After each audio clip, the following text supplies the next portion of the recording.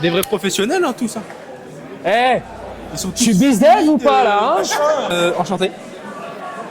Est-ce que dans un premier temps, tu pourrais te présenter, savoir un petit peu ton prénom, ton parcours de vie, ce que tu fais actuellement, comment tu en es arrivé à faire ce que tu fais actuellement et si tu as quelques anecdotes sur ton parcours de vie, ça m'intéresse. Alors moi je m'appelle Bruno Almeras, je suis actuellement bizdev dans une start-up, plus trop start-up maintenant, une agence digitale qui s'appelle IDEIN. Et au sein de cette entreprise, il y a un produit qui s'appelle IDLink qui rencontre une très forte croissance. Je suis bizdev là-bas.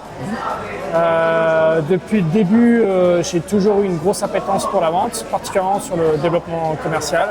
Le business developer, par exemple. Plus de 10 ans maintenant. Plus de 10 ans, ok. Je suis passé par quelques entreprises. Qu'est-ce qui m'a marqué Je pense que ce qui marque le plus et ce qui me met le plus en joie aujourd'hui, c'est l'impact qu'un développeur commercial, un bizdev, peut apporter dans les structures dans lesquelles il intègre. Ok. Parce que un bon, un moins bon, un mauvais, en fait, ça change tout à fait, du tout au tout, la trajectoire de la boîte. Sur ces 10 ans de business development, est-ce qu'il n'y a pas un moment où tu as eu envie de franchir le cap et d'être l'équivalent de ton N+1 à l'heure actuelle? J'ai pas tellement de projets. Moi, ce qui me motive, c'est l'impact que je peux avoir dans les organisations. Ok. Donc là, j'ai la chance d'avoir un gros impact. Pour la suite, si ça peut servir le projet de l'entreprise, tu peux te muer dans plein de choses. Mais toujours, c'est en ayant une logique d'impact. Pour avoir un impact, il faut comprendre ton action. Et si tu as un impact, c'est ton action aujourd'hui. Si tu l'as démultiplié par 2, par 3, par 4, où est-ce que ça te mènerait? Comment amener une personne que je ne connais pas à répliquer peut-être ce que moi j'applique à moi-même au quotidien pour qu'au lieu d'être tout seul sur une action de prospection, on soit deux. Et parce qu'on est deux, on fait 2 fois plus. Point. Est-ce que même répéter le schéma que toi tu as mis en place, est-ce que tu trouves que c'est pertinent ou est-ce que c'est pas même plus intéressant d'avoir le schéma que toi tu as mis en place, continuer de le faire et d'avoir quelqu'un qui a un schéma complètement différent pour peut-être toucher quelque chose de complètement différent? Les deux sont super intéressants. Ok. Parce que si on réplique un schéma que moi j'ai appliqué, ça veut dire que si on est deux, on va faire 2 fois le résultat que je fais. Ouais. Par contre, si on met une action qui est différente de celle que je mets en place, on va avoir des résultats différents. Ouais. Appliqués à du développement commercial, mon approche à moi, elle plaît à une certaine catégorie de prospects.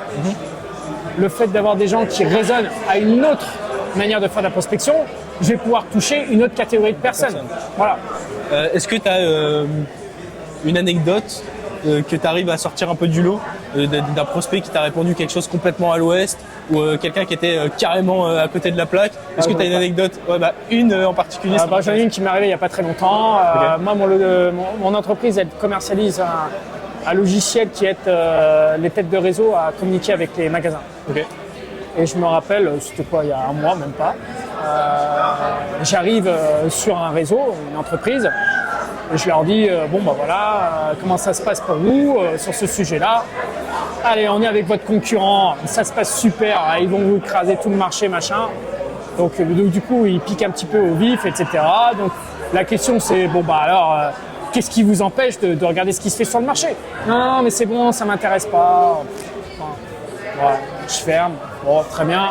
On passe à un autre. Et vraiment, dans la seconde, dans les 10 secondes, le mec rappelle, ah ouais, mais au fait, il y a mon associé qui me dit que finalement, ça pourrait être assez intéressant de discuter ensemble. Donc là, on est en échange avancé, parce qu'on a déjà fait un rendez-vous, on fait une démo. Cool. Et après, peut-être que ce sera une super histoire, mais ouais, c'est le genre de choses qu'il faut.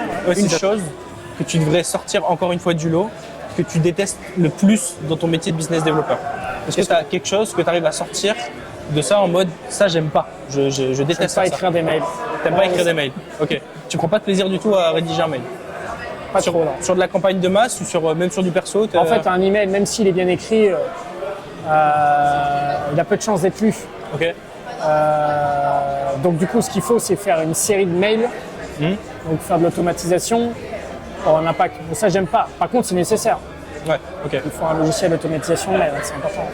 Okay, de même qu'il faut un logiciel d'automatisation LinkedIn. En fait, c'est le nombre de touches qui va déterminer les conversations. Moi, c'est téléphone en premier. Ouais. Les autres logiciels sont là pour servir une stratégie de téléphone. Ok, d'accord. Sur l'événement là qu'il y a eu ce soir, si tu avais une phrase ou un mot à tirer de cette expérience, sachant que c'était la première, qu'est-ce que tu utiliserais comme mot? Chapeau. Chapeau. C'est un événement qu'il fallait.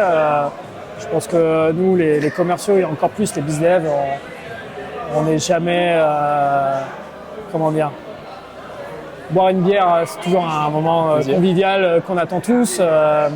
Donc se retrouver entre pairs et échanger peut-être des techniques, juste se rencontrer pour discuter.